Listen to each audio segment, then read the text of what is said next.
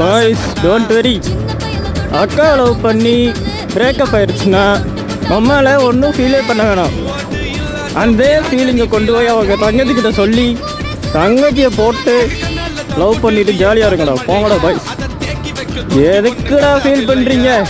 நம்மளால அப்படி பிரேக்கப் பண்ணிட்டு போகிறான்னா அவளாலேயே மூவ் ஆன் ஆக முடியும் தான். உம்மால பையன் நீ என்ன புண்டைக்கடா நீ ஃபீல் பண்ணிட்டு இருக்க? அத்தா போ போ போ.